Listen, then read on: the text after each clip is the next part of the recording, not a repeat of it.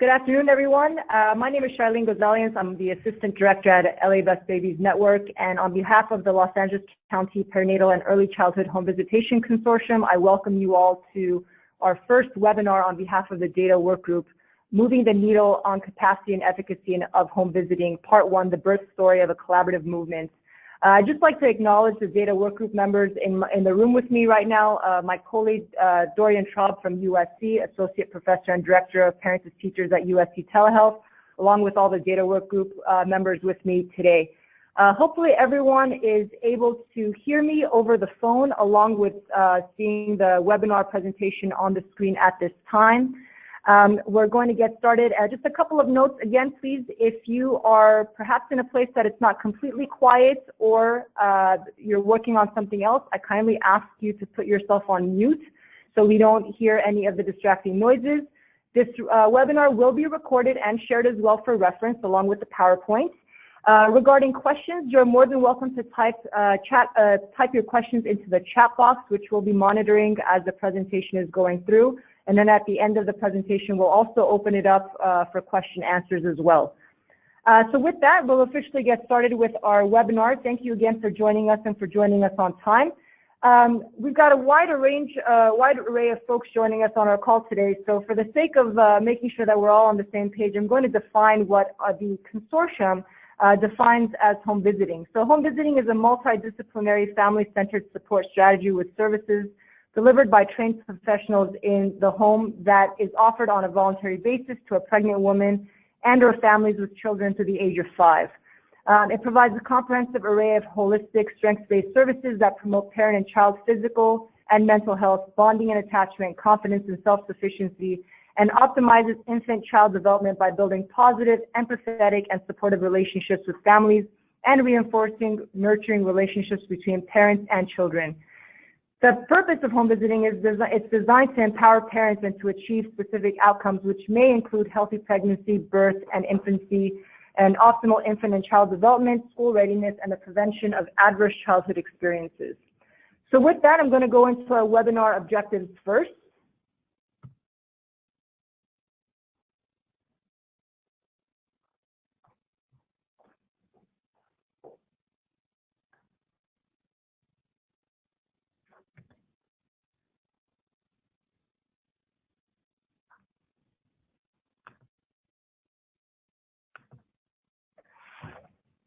So our objectives for today's webinar include introducing the consortium, its vision, and the role of the Data Workgroup.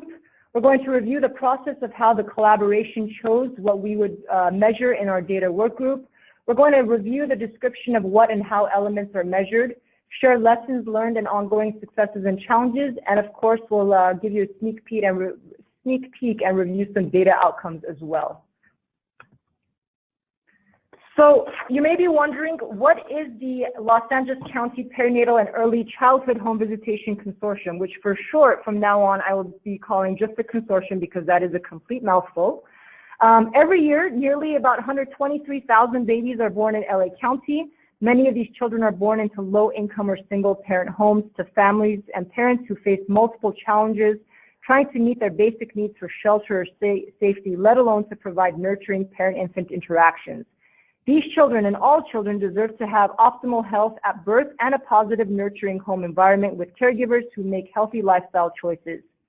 In LA County, we have many strong home visiting programs. Both the County of Los Angeles and First 5 Los Angeles invest heavily in high-quality home visiting programs.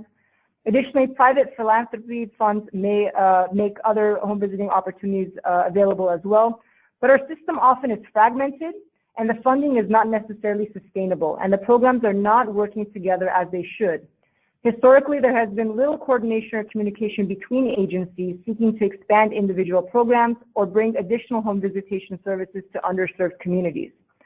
As a result, we as a community are not delivering services as effectively or as efficiently as we could or should. This is where the consortium was conceived. The Los Angeles County Perinatal and Early Childhood Home Visiting Consortium seeks to change all of that. The consortium is a group of committed stakeholders dedicated to building a more comprehensive and cohesive system of home visiting in LA County. This group recognized that LA County could benefit from policies that establish county goals for a coordinated system of quality services for expectant and parenting families. The consortium recognized that this was especially important because the federal landscape was changing, and we have the potential for significant increases in funding that will sustain these programs. Programs have been providing home visiting services for decades, and here in LA County, we have long-served families with programs such as Early Head Start, Nurse Family Partnership, Healthy Families America, and Parents as Teachers. But the funding for these and other programs has been erratic, and the programs have operated independently of each other. At this point, about 9 years ago, this began to change. In 2010, President Obama signed the Patient Protection and Affordable Care Act. Including in the act was the Maternal, Infant, and Early Childhood Home Visiting Program, commonly referred to as MICV, which allocated $1.5 billion towards home visitation programs. MICV was the first significant federal investment in home visiting services, and it created enormous opportunity for expanded and potentially sustainable funding throughout the country. Each state was invited to apply for funds. And of course, California did exactly that. Here in LA County, the Department of Public Health convened a community advisory committee of home visiting stakeholders to assist with this application process. California sought to expand the services of two well-known and proven programs, Nurse Family Partnerships and Healthy Families America. California's application was approved, and LA County received significant increases in funding for these two programs. As this was happening, First 5 Los Angeles was also expanding and changing its investments in home visiting. Its funding began to focus on Best Start communities, and First 5 LA decided to invest in a groundbreaking effort to provide universal home visiting, which we refer to lovingly as Welcome Baby. This is a universal home visiting program for families who give birth in these communities. With Welcome Baby, every family giving birth in a designated hospital will receive a light touch home visiting service. Those deemed to be at risk would be eligible to receive more intensive home visiting services from an evidence-based provider chosen by the Best Start community. These services significantly expand the reach and availability of home visiting in LA County. As states were preparing their applications and then implementing their MICV-funded programs, the Pew Charitable Trust recognized the states would benefit from support and guidance to develop good policies and strong programs. It launched a state home visiting campaign to align state policies on home visiting funds, administration, and accountability to ensure that investments were made in quality home visiting services that achieve expected results. Los Angeles home visiting stakeholders recognized that if we wanted our home visiting funded to be sustained and expanded, we need to adopt best practices from other states and build a more cohesive system of home visiting in LA County. We knew this would take a broad-based and diverse coalition. We were also aware of Pew's work and knew what a benefit Pew could be in helping us achieve our county's potential. Accordingly, in 2012, the Los Angeles County Department of Public Health Maternal, Child, and Adolescent Health Programs convened the group. It started with a community advisory committee that had come together in 2010 to apply for MICV funds, and then expanded that group to include additional perinatal stakeholders. It then partnered with LA Best Babies Network to co-chair the Los Angeles County Perinatal and Early Childhood Home Visitation Consortium, and this is our birth story. The next step was to engage Pew, the LA Partnership for Early Childhood Investment, and specifically the Baby Futures Fund. All of them had been in conversations with leaders at Pew as the consortium was developing. Even though Pew's home visiting campaign is housed in the Pew Center on the States, and even though Pew had never worked with the county directly, they were absolutely intrigued. When it saw the strength and diversity of the consortium and realized the potential for real change and progress in a community as large as many states, Pew agreed to work with Los Angeles as its first and only county. With funding provided by the Baby Futures Fund, Children Now was chosen as the Pew partner for this campaign.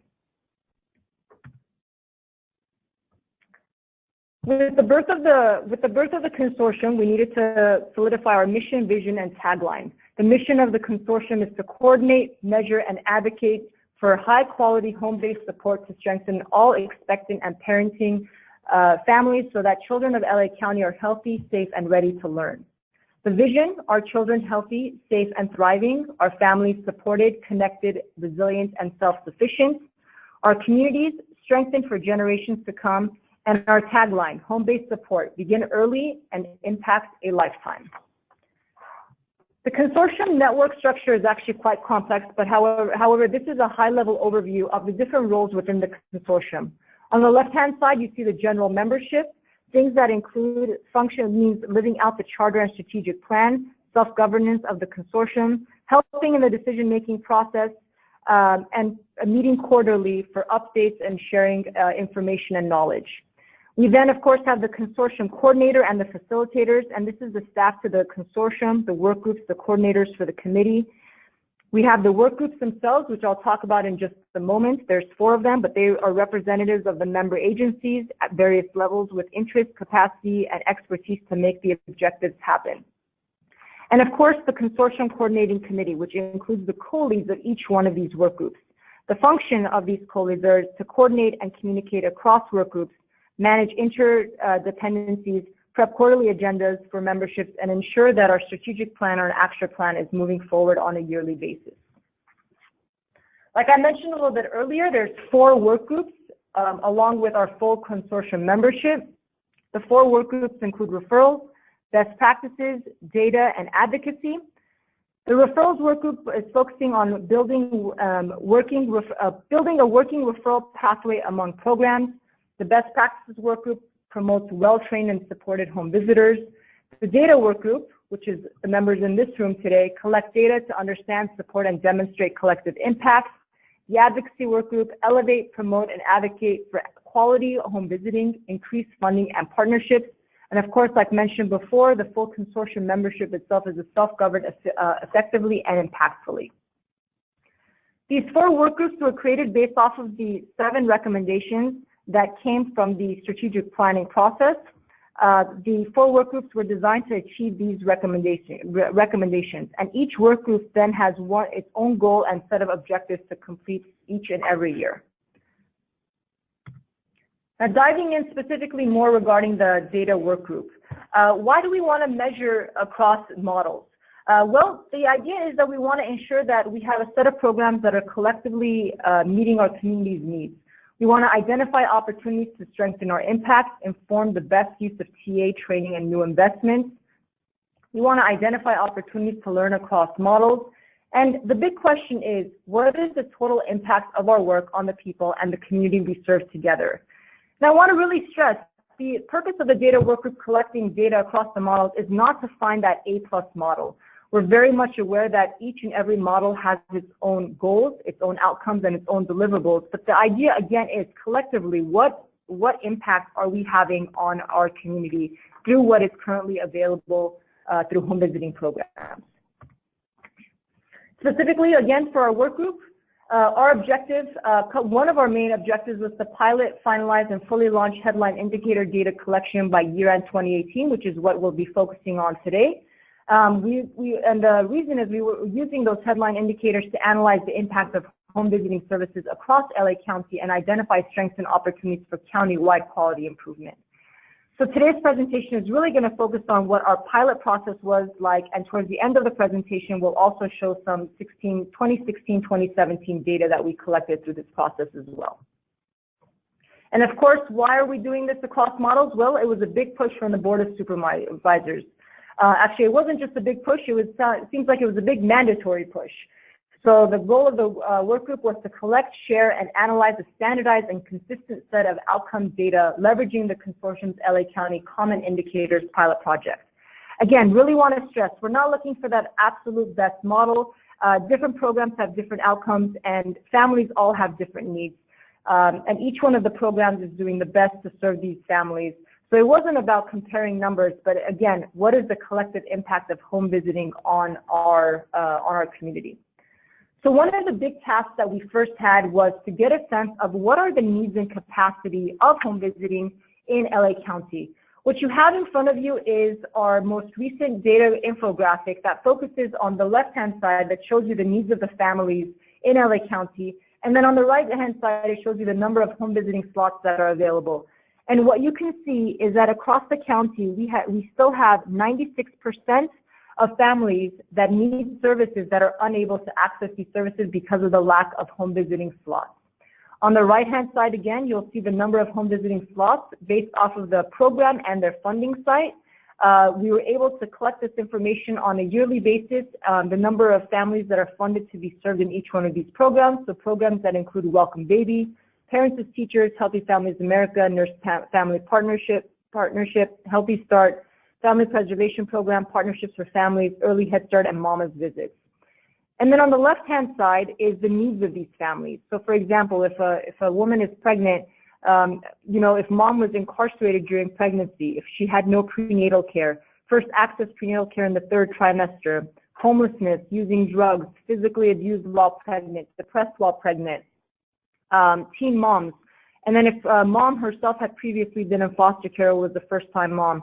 And then what you'll notice, the astounding number, is the number of children 0 to 5 years old living in poverty in the last 12 months, and that's over 747,000 children 0 to 5 in the last 12 months that were living in poverty. And then 52,000 children between 0 to 5 were reported to child welfare. It should be noted that the needs of the family are not mutually exclusive from one another, so there definitely might be some overlaps there. But the individual needs add up to 869,000 needs of the family, with only roughly less than 30,000 slots available for home visiting. So this is really a driving force for us, is that we see a huge need of home visiting, but we're only able to really accommodate 4% of the population that needs these services. So now I'm going to go into the background of the indicators. So again, the indicators are the variables that we collect information on across the home visiting models that are willing to share their information with us. So you may be wondering, where did these indicators come from? A lot of this work came from the Pew Charitable Organization. Since 2013, Pew has been working on identifying common performance measures that can be adopted to determine whether goals are being achieved across home visiting programs. These outcome measures are designated to be adopted across states, counties, and across home visiting models. The key indicators that were selected focus on 3 main areas: maternal health and achievement, child health, development and safety, and parental skills and capacity. And underneath maternal health and achievement, we have things such as depression screening and referrals. Underneath child health and development and safety, we have things such as developmental screenings and referrals, well visits, child maltreatment, and underneath parenting skills and capacity, we have things such as breastfeeding and parental capacity and efficacy. The Data Workgroup used these indicators as a starting point, but we did modify some of the variables and their definitions to better suit what our needs were.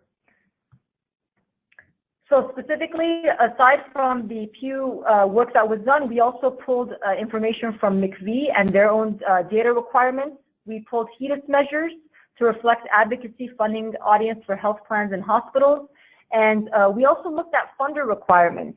And I really want to say that this was a real natural process for the work group coming together. And while it took quite a bit of time to finalize what those numerators and denominators for each one of these variables were, it was really about a collaboration among people and models around the table, and really coming together to share data, to define the measures, and discuss reasonable ways to make this happen.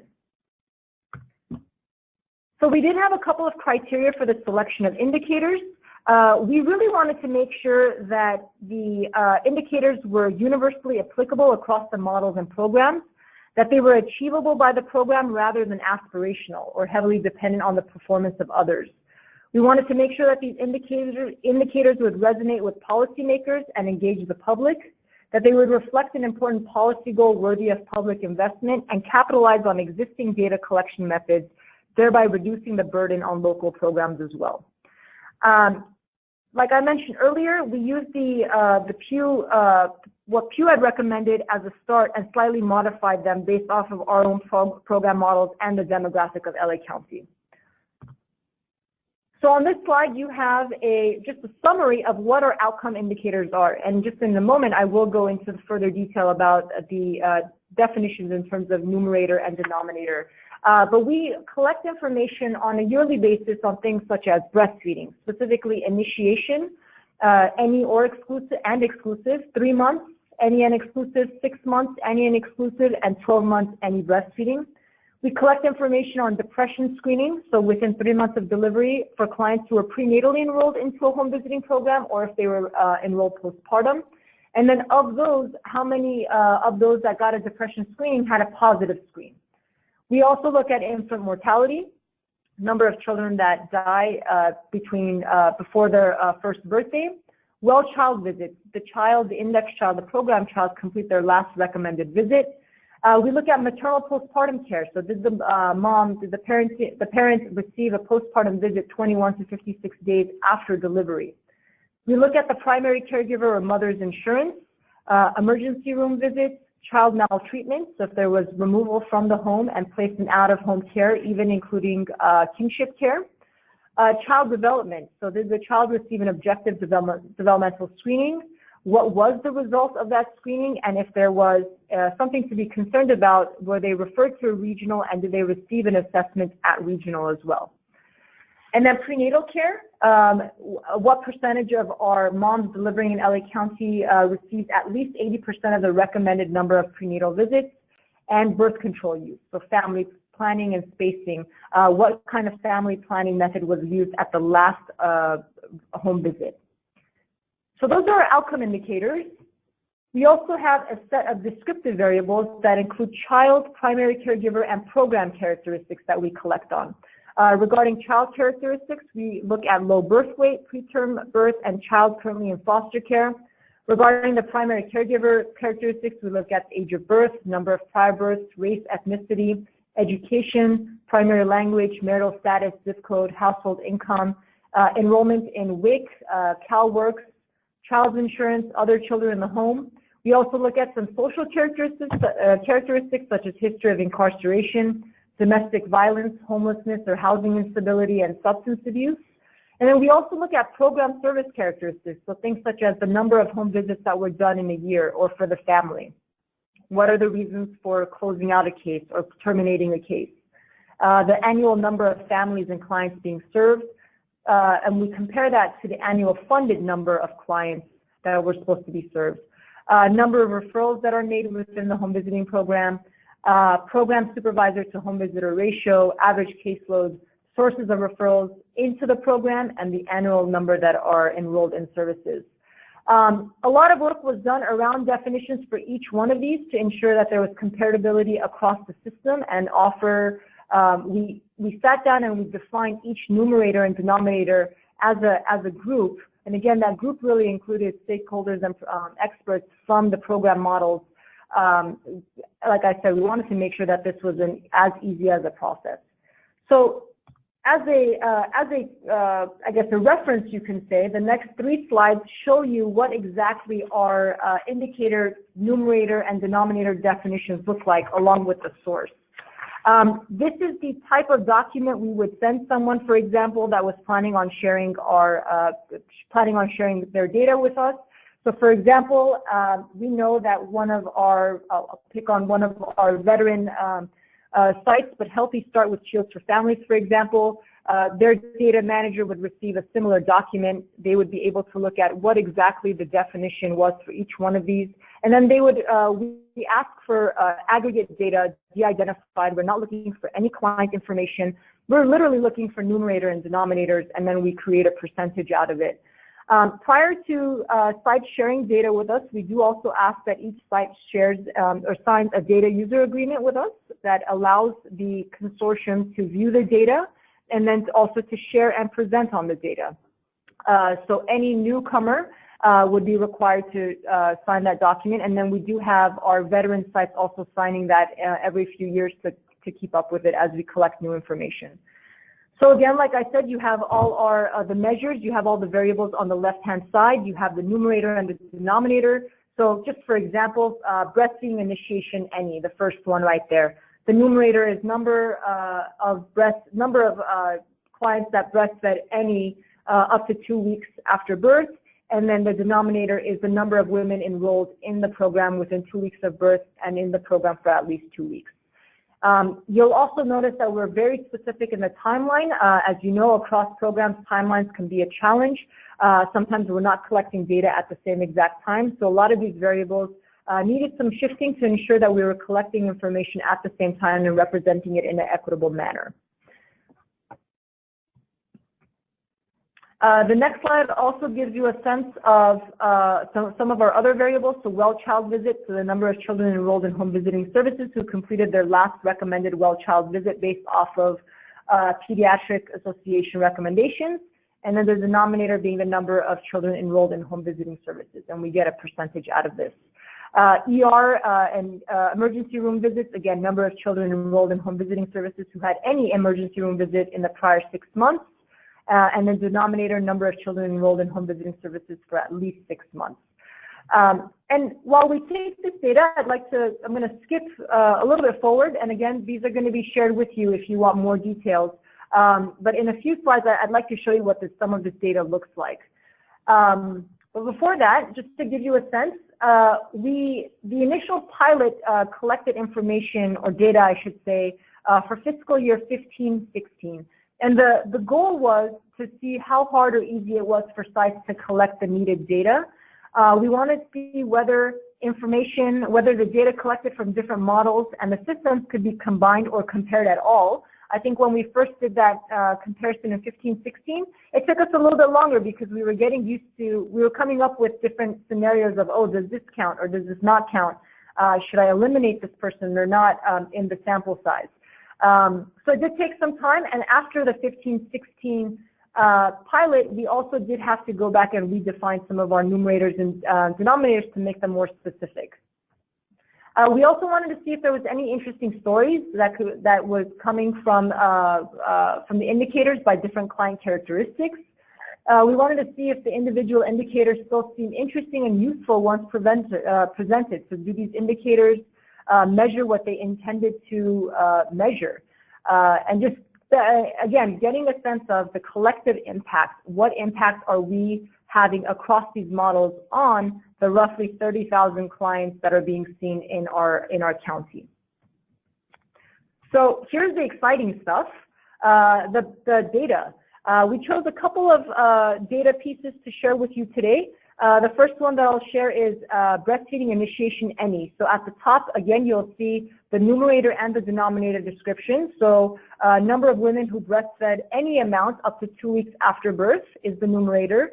And the denominator is number of women enrolled in program within 2 weeks of birth and in program for at least 2 weeks. We have 4 programs here that share their data. This is for the 16-17 fiscal year. Healthy Families America had a 90% rate. So of their 461 clients, 415 had any breastfeeding initiation in the first 2 weeks. Healthy Start, 73%. Parents as Teachers, 93%. And Welcome Baby, 92%.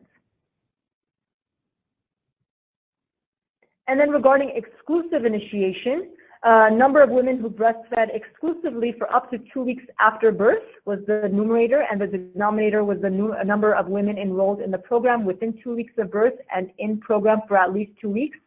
Healthy Families America, 56%. Healthy Start, this is not applicable because it wasn't information that they were collecting. Parents as Teachers, 55%, and Welcome Baby, almost 60% for exclusive breastfeeding initiation. We then have a depression screening. So for clients that were enrolled postpartum in a home visiting program, the numerator was number of women receiving depression screening within 3 months of enrollment, and the denominator was number of women enrolled postpartum who received at least 1 home visit within 3 months after enrollment.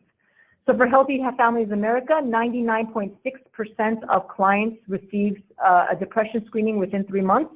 I should note that the depression screening is the programs were all using a validated tool, except some of them were using different ones. So it could have been the Edinburgh or the PHQ, but nonetheless, as long as it was a validated tool, it was counted in this. So at Healthy Families America, 99.6%, Healthy Start, 100%, Parents as Teachers, 98.3%, and Welcome Baby, 95.1%.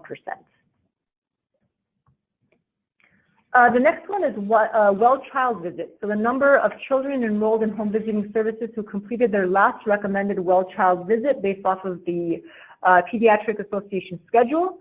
And then the denominator was number of children enrolled in home visiting services. So for Healthy Families America, 79.6%, Healthy Start, 88.9%, parents as teachers 82.8%, and welcome baby 89.9%.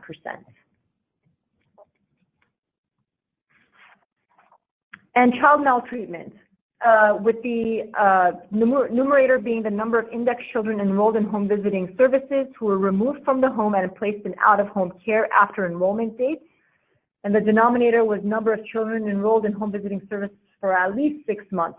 Healthy Families America was 0.51%, Healthy Start 0%, Parents as Teachers slightly over 1%, and Welcome Baby less than 0.2%. I do want to point out, though, there is a caveat here that some of these are major underestimates because these were pulled from case closure codes.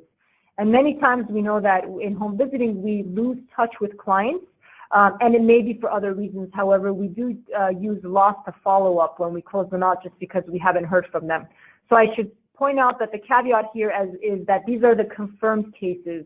But we are anticipating when we compare this to larger county level data, we anticipate that this is an underestimation specifically for these programs. And child development. So child development 1, this variable focuses on the number of children enrolled in home visiting services who received an objective developmental screening. So that could be, for example, the Ages and Stages Questionnaire 3 or the SE2. And the denominator is the number of children enrolled in home visiting services for the amount of time required to complete at least one screening according to the program model.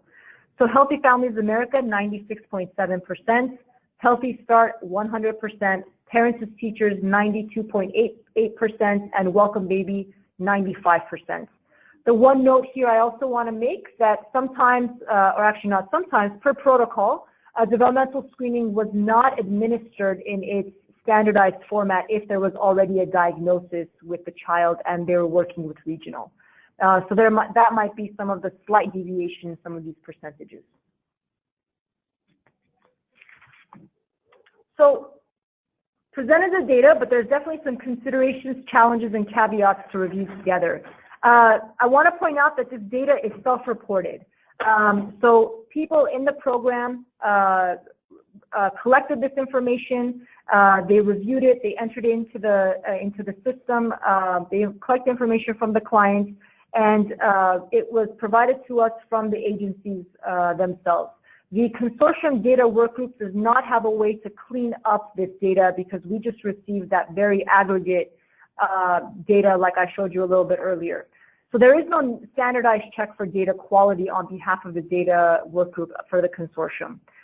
Data is collected at different time points in time depending on the program. So again, some of these things had to be, the definitions you may have noticed had to be tweaked a little bit to meet the program needs and based off of the program model requirements. So for example, the child development one, for example. Programs have varying intensity, duration, and intended outcomes. I stressed this a little bit earlier, but all of these programs are very different from one another. One is, for example, Welcome Baby is a light touch program that has 5 postpartum visits up until 9 months postpartum. Or you have something on the other end like Healthy Families America that goes up to 5 years postpartum and potentially has weekly visits the first 6 months. So there's quite a bit of difference of intensity and duration in these programs. And again, the outcomes.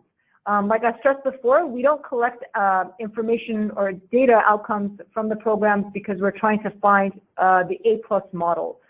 Again, it's all about the collective impact for us. The descriptive data, which we will hopefully at a future webinar provide you more information on that, is a great opportunity for us to contextualize some of this information. So we're looking forward to that process. Program participation, providing data is completely voluntary, so collecting all data is currently a challenge. So not every program, I would say not every organization for every model provides their data to us. It's completely voluntary at this point, and we're always looking for collaboration and for more sites to provide us their data. But again, it is completely voluntary. We also want to recognize that this is a timely process and it definitely needs a dedicated staff member. So if there is no dedicated data staff member, it can absolutely be a challenge. and a timely challenge. So luckily, we've so far been with the sites that have been giving us data, we've been able to provide a timeline that works with the sites, that they're able to collect and report out their data. But nonetheless, it's definitely something that should be considered. And the reality is we're all collecting different things in different ways and have different model and funder requirements. So this is a process as well. So the Data Workgroup, when we were initially coming up with a numerator and denominator for these variables, really looked at the funder and national model requirements as well, because we didn't want to deviate too much from them to create more work. But the nice thing is the work group itself, and as people started to see this data, folks were more interested in sharing some of the data, so they've been willing to do extra work in data collection to provide the information on for their program for the county to see. So what are some of our next steps? We're definitely encouraging more home visiting models and organizations to participate. We're looking for more participation from nurse-family partnerships, partnerships for families. One great thing for partnerships for families is last year and a half, we worked together to develop a system of data collection. So for 18, 19, 19, 20, they would be able to report out, because prior to that, they weren't able to. So we've been spending a lot of time working with sites as well to get them ready to report out to us as well. So again, partnerships for families, nurse-family partnership. We're also looking for early Head Start participation in in this project as well. We're also looking at visualization. The visualization dashboards are now on our website. I'd highly recommend, which I'll show you the link in just a moment, but I highly recommend folks going to the data-driven home visiting website or webpage on the consortium website to take a look at our visualization dashboards, which they go more in depth into each one of these outcome indicators, and they also have nice county comparisons and have some contextualization and next steps and summaries of what potentially programs can do, or we as a county can do, to address some of the gaps in services. And of course, we're hoping for a part 2 and part 3 of this webinar series. We'd love to provide updated data presentations. We'd like to show you the descriptive data as well, and then loop back and hopefully have more. We're hoping that other folks from even out of the county are willing to partner. We'd love to see some data across county lines as well, and are also willing to help folks get this process started for themselves as well. So again, making another plug for that data visualization reports online. We've got reports now for infant mortality, depression, breastfeeding, postpartum healthcare, WellChild Visit, and insurance coverage, and we have more coming. And again, that demographic data is really going to provide a nice narrative for what we already know. Another big next step for us is we're getting ready to collect fiscal year 18-19 data. So this is my plug to anyone on the webinar and on the call that hasn't previously shared data with us. We'd love to see your data. We'd love to talk and communicate and see if there's a possibility of collecting data on these outcome indicators and descriptive data. So give us a call if you're able to share. And then just some last minute contact information. So I'd like to point everyone to the consortium website, homevisitingla.org. The data-driven home visiting webpage has our dashboards. It has our really cool infographic as well. It will have a recording of this webinar as well on there. The homevisitingla.org website has some really great stuff on there as well. It has a home visitation e-directory. If you have clients, or if you're a parenting or a family member on this webinar, you're more than welcome to go there if you're looking for resources or a home visiting program as well. We've got a list of places that you can tap into for training, for events and resources. That training piece is a huge one. You can request trainings, you can request to collaborate, you can request speakers, anything like that, whatever you need in terms of training, it can be addressed there. And then of course, it's a great place for research, resources, and referrals as well. And of course, our contact information, you can send all your inquiries to our coordinator, to the don't mind that very long letter acronym there. That is the consortium coordinator email address, along with the phone number. We invite all questions, and hopefully we can continue to collaborate. So with that, I'm going to take a moment to explore what we have here in terms of questions. If you do have questions, I'd highly recommend you putting them into the chat box. We had muted everyone because there was a little bit of extra noise. But if you do have questions at this time, I'd highly encourage you to please put them into the chat box.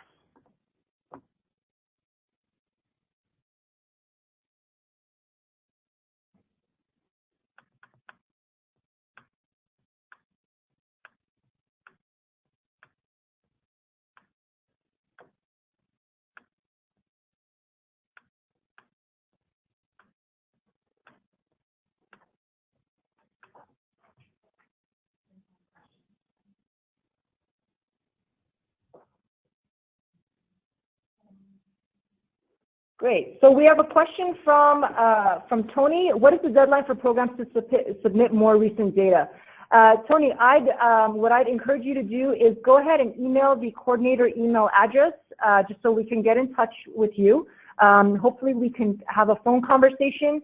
Currently, we're looking at sending out the Excel document that has all the variables on there sometime mid-September, and then we're asking for the data by the end of October.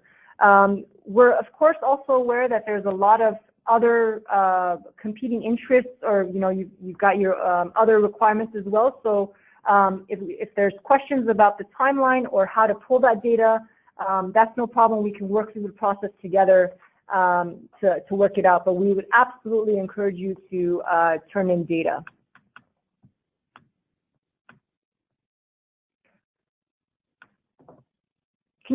There's a question. Can you explain again the child maltreatment data, how it's captured for clarity? Jessica, great question. So let me go back here for a moment.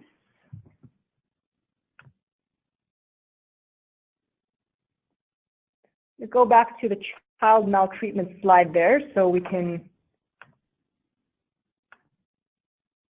Okay, so the child maltreatment variable, the numerator is the number of indexed children enrolled in home visiting services who were removed from the home and placed in out-of-home care after enrollment date. And the denominator was the number of children enrolled in home visiting services for at least 6 months. So confirmed cases, this is what I mean by confirmed cases. This is the number of families that disclosed to the home visitor and it was captured in the database as to a child being removed. For Healthy Families America, as you can see, it's roughly less than 1% for HFA. It's 0.5%. Parents as Teachers was a little over 1%, and Welcome Baby was 0.2%. But there's a very large caveat here because it doesn't capture those who either just say, I'm not interested anymore, or we lose to follow up. We're anticipating that this is a big underestimate because we lose, in home visiting, we know that we lose touch with clients for various reasons, and one of them could be because of involvement in DCFS or other social services. So we're estimating, again, this is fiscal year 16-17 data, but we're estimating that this number should be higher given what the county average is, and given that we know that we just lose touch with families and we don't necessarily have a correct representation. Thank you, Jessica, for your question. I also really want to point out that, thank you, Steve. Steve Nish, who's our Senior Communications Specialist at LA Best Babies Network, he, in the chat box, put in the online directory for home visiting. So this is where you can get access to all the home visiting models and resources. I highly recommend checking out that link, edirectory.homevisitingla.org. We have another question. Jen asked, if a measure is not an outcome for my program, but we do collect the data, i.e. breastfeeding, could we report on measures we focus on and omit breastfeeding? Absolutely. So you don't have to report on all these data variables to be able to submit your data. So you'll notice, for example, there was one thing over there that Healthy Start could not report their data on. We accept any data that you have that is currently available and you are collecting and reporting out on. So you do not have to report on all the variables to be able to submit your data. Great question, Jan. Thank you.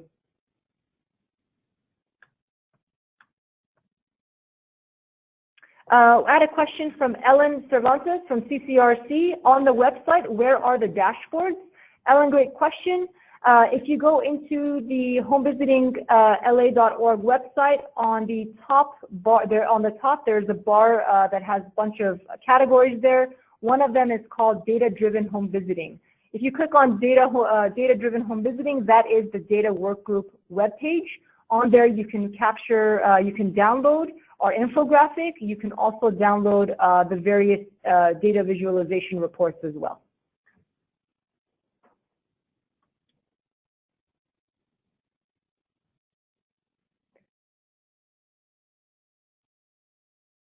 We still have a little bit more time, so if there's anybody that has any questions, we'd ask that you put them into the chat box.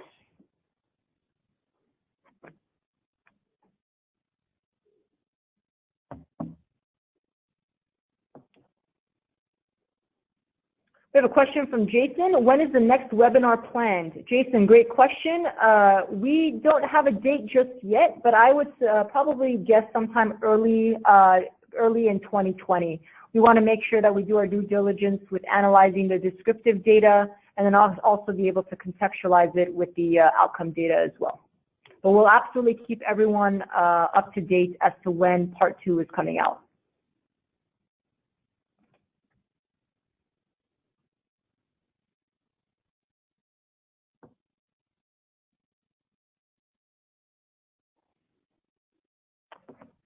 So again, just want to make another plug. If you and your organization are interested in sharing data, I'd highly recommend that you send us an email at the consortium coordinator email address. We'd love to get in touch. We can set up a conversation to talk more about the variables, what the best way is to collect them, what you're currently collecting as well, and what's the easiest thing for your site.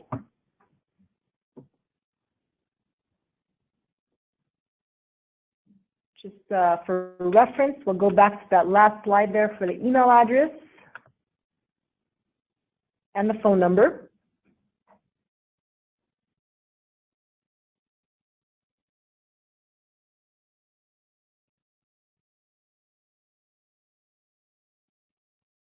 Okay, we have another question.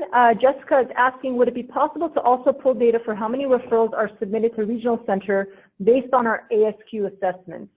We are able to capture delays early and make referrals out sooner when families are in the home visiting. Jessica, you're absolutely right, and that is definitely one of the variables we're already collecting. We just did not include that in this presentation today. But yes, absolutely. We are capturing the number of objective screenings that are done in the home. Of those, how many get a referral to regional? And of those that are referred to regional, does regional do an assessment? So we have a 3-part child development variable there that you can see if you go back to, which again, we'll share the slides here, but let me show you right here. 1 second.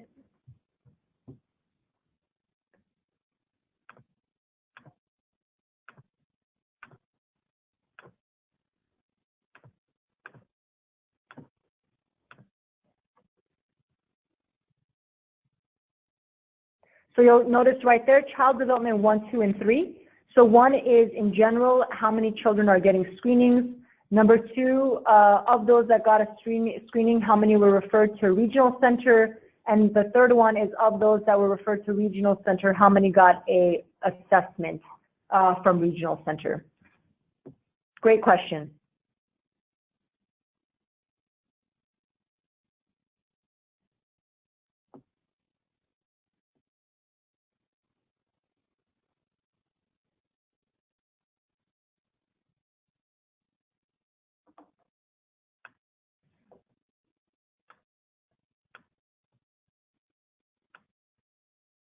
All right. Well, thank you so much, everyone, for joining today's webinar. If there are any questions, again, feel free to email us at the coordinator email address. The phone number is also available.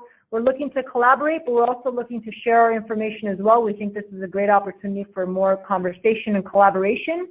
But with that, we'll be sure to send out the recording along with the PowerPoint for this presentation. I also want to make a point that right after this webinar, when you log off, there will be a short 4 or 5 question evaluation.